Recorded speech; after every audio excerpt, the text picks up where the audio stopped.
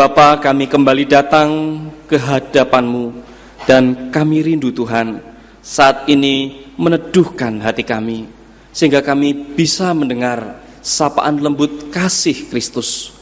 Tuhan berkati setiap jemaat Tuhan yang ada di tempat ini. Demikian juga dengan hamba-Mu yang akan menyampaikan uraian firman Tuhan.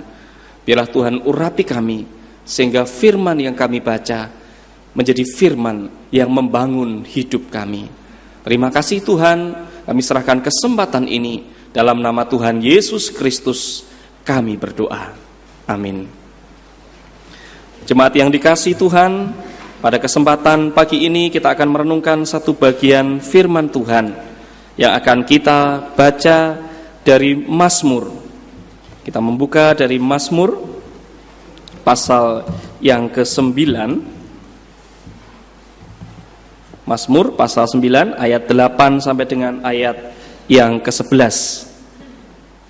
Mazmur 9 ayat 8 sampai 11 ini adalah bagian dari tema secara sinodal.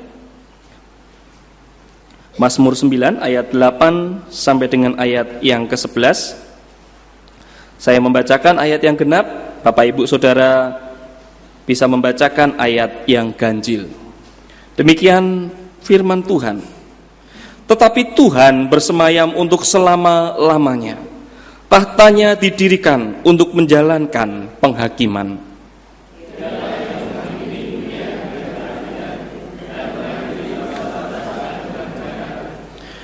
Demikianlah Tuhan adalah tempat perlindungan bagi orang yang terinjak, tempat perlindungan pada waktu kesesakan.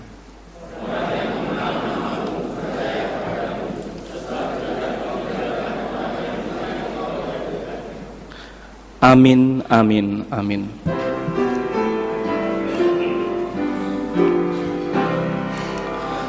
Haleluya, haleluya,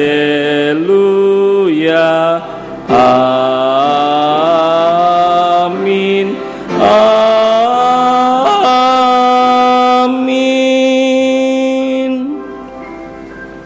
Bapak Ibu yang dikasihi Tuhan, saat ini sinode memberikan tema Tuhan yang berkeadilan ialah tempat perlindungan.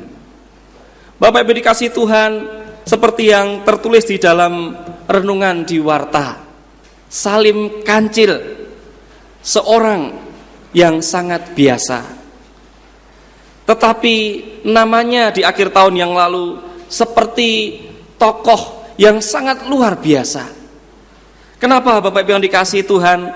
Karena dia dijemput paksa dari rumahnya dan dia diarak bukan untuk dijadikan wakil rakyat atau calon kepala desa, tetapi dia diarak, dipisahkan dari anaknya dan dia dimasa sampai mati. Bapak Ibu yang dikasihi Tuhan, ia adalah petani kampung di daerah Selok Awar-Awar di Lumajang. Tetapi karena perjuangannya yang prihatin dan memprotes bagaimana penambangan liar pasir yang ada, yang akan merusak kehidupan lingkungan, akhirnya dia dihabisi. Dan konspirasi kekuatan uang, kekuatan kekuasaan, itulah yang menghabisi nyawanya. Inilah ironi yang terjadi di negeri ini. Bapak Ibu yang dikasihi Tuhan, kondisi yang kadang realitasnya kita lihat dan kita jumpai di lingkungan yang sangat dekat dengan kita. Ironi dalam kehidupan negeri ini adalah bahwa pedang pengadilan, pedang keadilan itu adalah pedang yang digambarkan tajam ke bawah, tetapi sangat tumpul di bagian atasnya. Hukum dan keadilan seolah-olah menjadi milik bagi orang atau kaum yang namanya kaum yang punya. Kaum yang punya uang, kaum yang punya kekuasaan. Yang penting kalau tidak punya uang, punya kekuasaan, apapun yang terjadi itu bisa dihadapi. Inilah kondisi yang terjadi. Tetapi siapapun dia, kalau dia orang yang miskin, yang tertindas, apalagi sakit, apalagi tidak punya kekuasaan, tidak dianggap oleh masyarakat, dia adalah orang-orang yang akan terus tersisih dan menjadi korban ketidakadilan di negeri ini. Orang-orang yang tidak punya Mereka hanya bermimpi menanti yang namanya keadilan. Dan kalau kita lihat, kita dengar keadilan di negeri ini, itu adalah keadilan yang menjunjung tinggi yang namanya UUD. Artinya ujung-ujungnya duit. Kalau ada duit, menang. Yang nggak ada duit, jangan harapkan bisa menang. Akan mengalami kekalahan mutlak. Dan UUD itu didasarkan atas KUHP. Kalau ada masalah, kasih uang, habis perkara. Bapak Ibu yang dikasihi Tuhan, inilah kondisi yang terjadi di negeri ini, sehingga Presiden Jokowi ketika dia awal menjabat, dia mencanangkan yang namanya revolusi mental. Tetapi toh revolusi mental itu sedang dijalankan, ternyata tidak semudah membalik telapak tangan. Karena apa yang terbentuk selama 30-an tahun lebih, hidup di dalam masa ketidakadilan dan korup, ternyata revolusi mental itu masih mental, alias belum berdampak banyak. Puji Tuhan, 1-2 tokoh sudah mulai muncul menunjukkan bagaimana mereka berpihak kepada keadilan. Bagaimana hal ini bisa berubah dengan drastis, Bapak Ibu yang dikasihi Tuhan, bukan menjadi rahasia umum. Untuk menjadi seorang pegawai aparatur negara, seseorang harus membayar ratusan juta rupiah. Bahkan untuk naik jabatan menjadi pimpinan yang lebih tinggi, diperlukan biaya yang lebih banyak lagi. Kepada orang-orang seperti inilah saya dan saudara, Bapak Ibu, menggantungkan pemerintahan kita. Tetapi Bapak Ibu jangan khawatir. Meskipun demikian, toh 1-2 masih ada anak-anak, orang-orang yang punya kredibilitas dan berpihak kepada keadilan. Sekali lagi, ibarat tukang sampah yang mau bersih-bersih. Sapu yang dipakai adalah sapu yang sudah kotor. Jadi yang bersih justru dikotori. Inilah kondisi realita di negeri kita ini. Kalau kita melihat bagaimana kasus mama minta pulsa yang berkali-kali menipu masyarakat 10.000, 20.000. Ini mama lagi di penjara. Tolong ya, mama dikirimi pulsa. Sudah ketangkep Bapak Ibu orang yang melakukan modus ini. Tetapi kasus papa minta saham yang sudah jelas-jelas terang-terangan ada rekamannya dan itu valid secara hukum. Ternyata papa minta saham masih bebas dan didaulat, masih menjadi wakil rakyat yang terhormat. Mari dibuka bagian slide berikutnya. Kita melihat bagaimana kondisi kehidupan beberapa waktu yang lalu di Sumatera Utara. Itulah gambaran kondisi real di sekitar kita, yaitu terjadi korupsi secara berjamaah. Uang rakyat dipakai untuk arisan, dibagi-bagi oleh pejabat-pejabat, bukan untuk pembangunan, tetapi membangun kantong sendiri. Didapati eksekutif pimpinan di provinsi itu, suami istri konspirasi melakukan korupsi dari partai yang mengaku paling suci. Kita juga melihat bagaimana anggota legislatif, baik di tingkat daerah dan di tingkat pusat, dari partai yang mengaku partai pembaharuan, ternyata juga dia orang pertama yang dijerat KPK pada masa anggota Dewan 2014. Bapak Ibu yang dikasihi Tuhan, di kalangan yudikatif, orang yang menegakkan hukum, yang ditangkap justru adalah ketua lembaga peradilan. Dan yang menjadi luar biasa dan aneh, dia bukan orang pengadil yang ecek-ecek. Dia adalah seorang yang luar biasa. Dia lolos dalam ujian fit and proper test, ujian saringan hakim di MA. Dia mendapat ranking kedua dan predikatnya predikat yang luar biasa. Apanya yang luar biasa? Korupsinya yang sangat pandai dan lihai. Bapak Ibu yang dikasihi Tuhan, ini realitas. Ini baru satu kasus yang terbongkar secara komplit. Dan saya yakin Bapak Ibu dan kita semua, hal itu bukan hal yang asing di Indonesia kita. Inilah yang terjadi. Dan kalau kita lihat bagaimana di Papua, seorang mantan anggota kepolisian yang ternyata dia melakukan korupsi besar-besaran. Ketika dilihat di selnya, di tahanannya, dia tidak ada di sana. Di mana dia? Dia mengaku sedang dirawat di rumah sakit, tetapi dicari di rumah sakit, dia tidak ada. Ternyata dia ada di rumahnya. Ketidakadilan terjadi. Seorang maling ayam yang dia maling karena perutnya lapar untuk mencukupi hidup anak dan keluarganya, dihabisin oleh massa. Seorang pejuang yang berjuang untuk rakyat dibunuh demi kepentingan tertentu atau kepentingan golongan. Mari bisa dibantu dibuka slide berikutnya. Bapak Ibu, ini adalah foto Salim Kancil yang tadi saya sampaikan. Dia adalah seorang kecil, tapi ingin berjuang untuk masyarakat, tetapi toh dia dihabisi.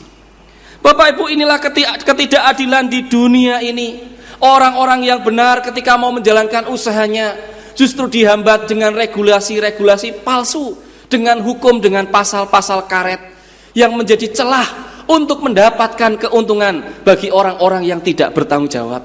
Dan kaum minoritas menjadi kaum yang senantiasa ditindas, dan mereka dituntut untuk menghormati orang yang lebih mayoritas.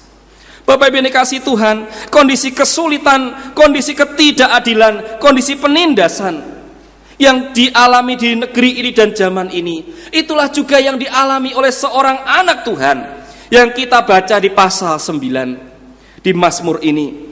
Di bagian awal di pasal 9 ayat 1 dikatakan demikian.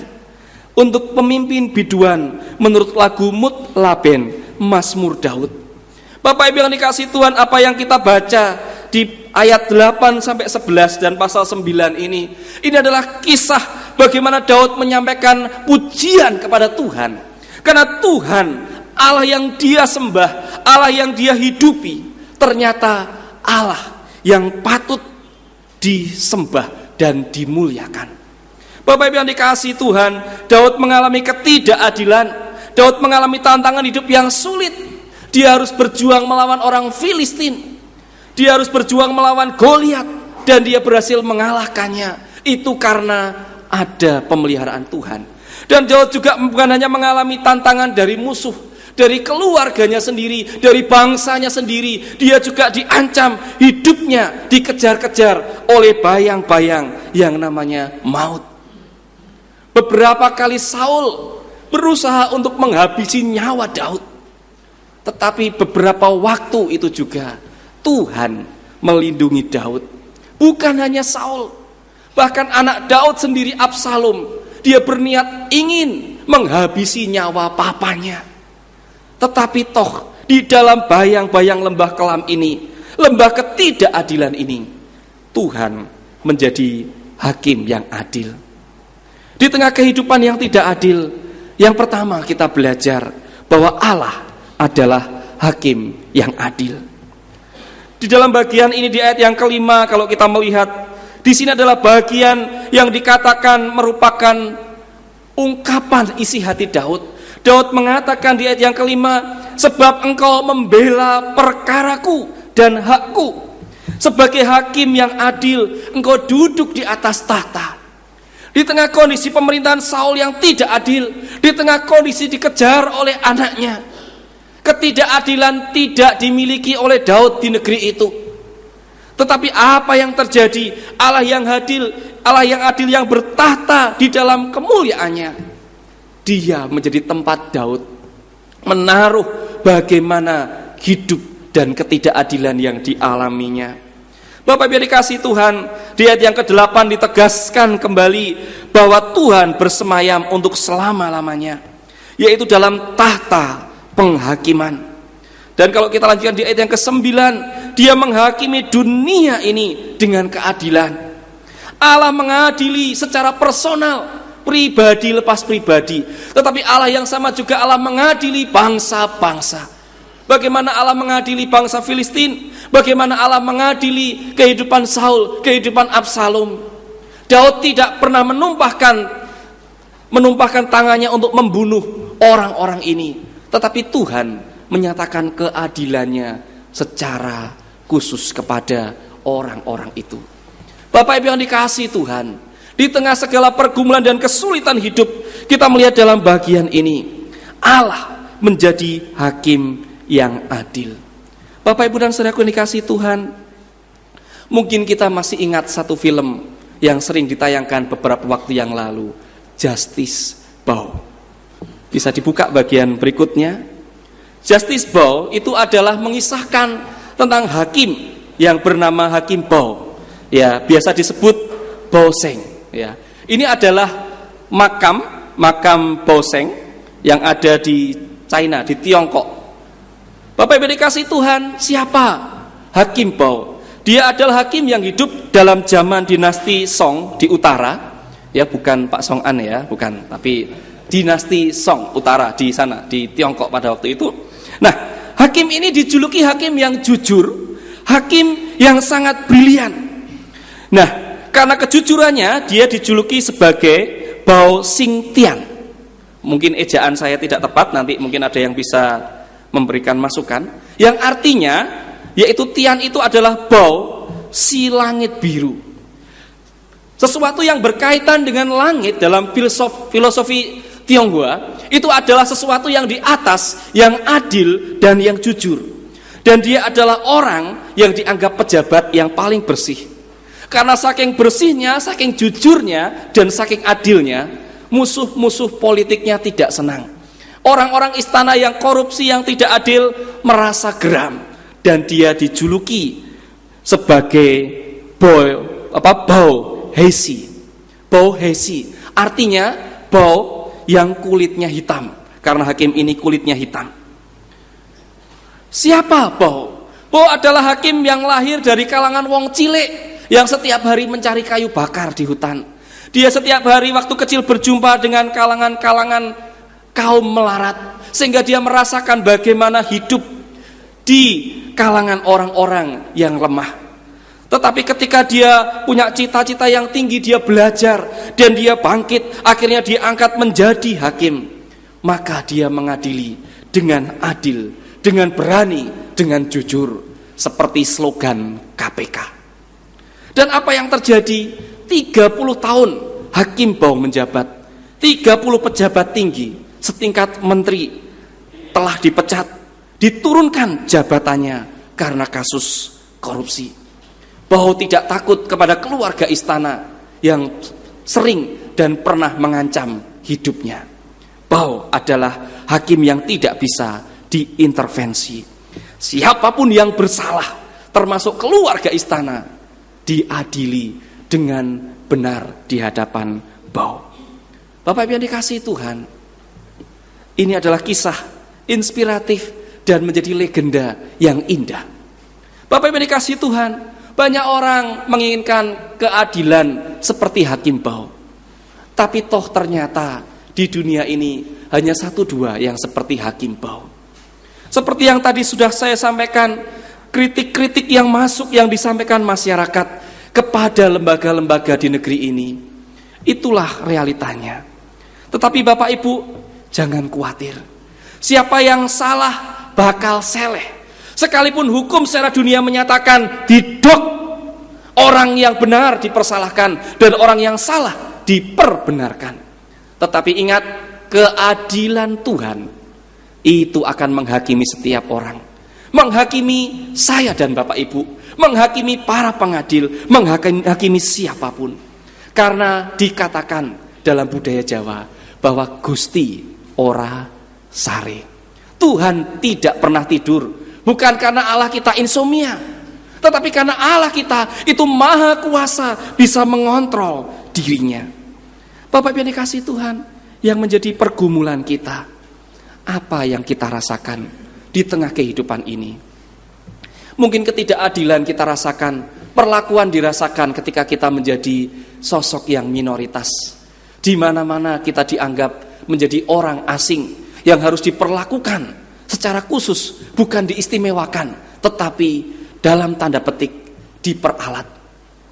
Inilah kondisi yang kita hadapi. Kalau kita mengalami seperti itu, mari kita datang. Di tengah dunia ini kita boleh berharap dan kita belajar. Kalau saya dan Bapak Ibu dipercaya di dalam wilayah ini, mari kita jalankan tampuk keadilan dengan memandang kepada Allah Hakim yang adil. Allah lebih adil daripada hakim bau, karena dialah sang pemilik keadilan yang sejati. Bapak Ibu yang dikasihi Tuhan, inilah keadilan yang Allah sampaikan. Allah tidak bisa diintervensi. Yang menjadi perlindungan berikutnya, apakah saya dan Bapak Ibu sudah bersikap adil kepada sesama kita? Apakah saya dan pendeta-pendeta sudah bersikap adil kepada majelis dan jemaat? Apakah majelis sudah bersikap adil kepada jemaat hamba Tuhan dan orang lain? Apakah sebagai jemaat kita bersikap adil kepada hamba Tuhan, kepada majelis dan kepada yang lainnya? Apakah sebagai suami kita bersikap adil kepada istri kita? Dan begitu juga sebaliknya. Apakah sebagai orang tua kita bersikap adil kepada anak-anak kita? Atau sebaliknya kita berlaku otoriter karena kita punya kekuasaan? Atau sebaliknya sebagai seorang anak yang hidup dalam dunia yang ultra modern, kita begitu arogan kepada orang tua kita karena pendidikannya hanya lulusan SD, sementara kita lulus sebagai sarjana. Bapak Ibu yang dikasihi Tuhan, Allah adalah hakim yang adil. Mari kita belajar adil daripada Dia, dan kita sandarkan pergumulan kita pada keadilannya. Yang kedua, Bapak Ibu Saudara, Allah yang adalah Sang Kristus yang dihadirkan dalam perjanjian baru itu adalah Allah tempat perlindungan kita. Bapak Ibu dikasihi Tuhan, Allah sebagai tempat perlindungan kita. Mengapa dikatakan demikian? Ayat 10 menegaskan, Tuhan tempat perlindungan bagi siapa? Bagi orang-orang yang terinjak. Dia perlindungan bagi orang-orang yang mengalami kesesakan. Dia adalah Allah yang membalas penumpahan darah dan ingat kepada orang-orang yang tertindas. Bapak Ibu yang dikasihi Tuhan, Allah digambarkan seperti kota benteng yang kuat, yaitu di mana setiap orang yang mau masuk dan berlindung padanya ada kekuatan, ada perlindungan dan mendapatkan satu keamanan. Bapak Ibu dikasihi Tuhan, beberapa waktu yang lalu waktu saya liburan ke Bengkulu, waktu masih pelayanan di Kalimantan, saya menyempatkan diri untuk masuk ke benteng Malbruk. Benteng itu sangat besar sekali, dan benteng itu dibangun di atas seperti puncak bukit di tengah kota. Dari atas itu bisa melihat sekitarnya sehingga tahu ketika musuh datang. Dan Bapak Ibu, tebal benteng, dinding benteng itu sangat tebal sekali. Di atas benteng itu kalau kendaraan itu melintas, itu bisa melintas di atasnya. Kalau orang membangun benteng perlindungan yang begitu kuat, benteng itu pun bisa hancur satu saat. Tetapi kalau saya dan Bapak Ibu berlindung kepada Allah, Dialah benteng kehidupan kita, yang melindungi orang-orang yang tertindas, yang melindungi orang-orang yang lemah, yang melindungi orang-orang yang terinjak, yang melindungi orang-orang yang tersingkirkan. Bapak Ibu yang dikasihi Tuhan, Dialah Kristus, tempat perlindungan yang sejati, yang kepada setiap kita Dia mengatakan, marilah kepadaku yang letih lesu dan berbeban berat, aku akan memberikan kelegaan kepadamu. Bapak Ibu yang dikasihi Tuhan, bagaimana ketidakadilan yang kita alami? Kita berusaha mencari keadilan, mencari perlindungan. Sekali lagi saya mengatakan, perlindungan yang sejati ada di dalam Allah.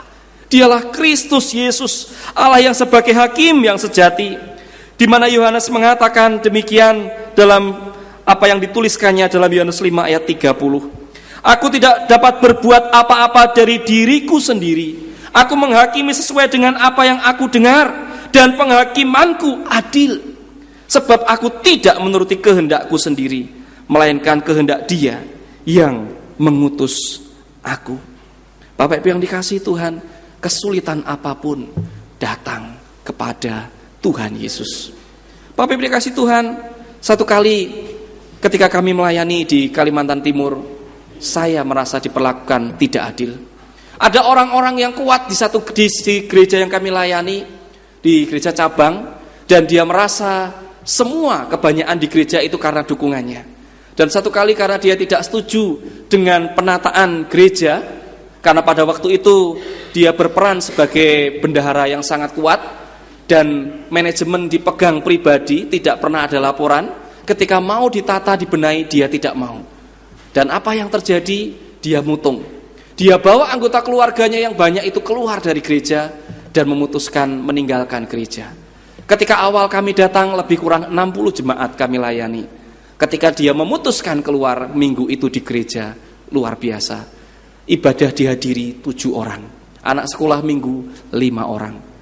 Dan Bapak Ibu, apa yang dilakukan? Sore hari dia datang ke gereja, AC di kamar tamu diambil, meja makan, tempat di mana sore hari istri saya sudah siap menyelesaikan masakannya dan akan kami nikmati, makanan itu disingkirkan di lantai, mejanya diambil, kursinya diambil, sound system di gereja, monitor-monitor diambil, drum diambil, gitar, bass diambil, termasuk keset kaki.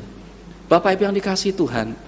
Dan dia mengata-ngatai saya, Pak, saya punya tanah di belakang, kalau Bapak mau dengar saya kasih. Saya bilang, terima kasih, Bapak sudah bukan anggota jemaat di sini. Saya tidak punya wilayah itu urusan Bapak. Dia kembali mengancam, kalau Bapak mau nurut saya, Bapak bisa pelayanan lama di sini. Karena dia selama ini yang banyak mendukung hamba-hamba Tuhan di sana, asal namanya disebut di mimbar. Bapak Ibu saya mengatakan, dia mengatakan, Bapak tidak akan kuat pelayanan lebih dari 2 tahun. Saya mengatakan, kalau hari ini Tuhan mengutus saya kembali pulang, saya pulang. Tapi kalau Tuhan memimpin saya tidak tahu sampai kapan saya di sini. Saya merasa diperlakukan tidak adil. Kami di sana datang masih pengantin baru sekitar 6 bulan. Dan ini tiap hari kami terima teror. Bapak Ibu, kami tidak punya sanak saudara. Yang menjadi kekuatan saya adalah Allah Hakim yang adil. Pelan-pelan kami membenahi bersama dengan jemaat yang tersisa 7 orang. Dan puji Tuhan, dengan perlindungan dan kekuatan Tuhan, menjelang kami menyelesaikan pelayanan 5,5 tahun di sana, jemaat sudah kembali 60 lebih. Dan anak sekolah minggu yang tadinya tinggal 7 orang beranjak menjadi lebih kurang 70 anak sekolah minggu. Dan gereja sudah ditata semakin baik. Dan puji Tuhan, sekarang sudah memiliki TK. Bapak Ibu yang dikasihi Tuhan, di tengah kesulitan, setelah saya menyelesaikan pelayanan di sana dan pindah ke Jawa, kembali ke Jawa, saya merasakan kesukaran hidup, penindasan, ketidakadilan yang Tuhan izinkan. Ternyata Tuhan punya rencana, karena Dia adalah Hakim yang adil. Dia tempat perlindungan. Mari, saya mengajak, bawalah apa yang ada dalam diri kita kepada Tuhan. Dialah Yesus, Hakim yang adil. Mari kita berdoa.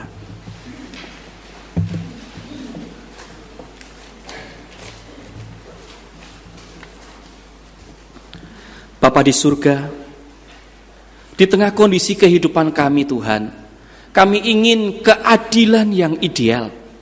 Kami ingin keadilan yang sempurna. Tetapi kami ketika mencarinya,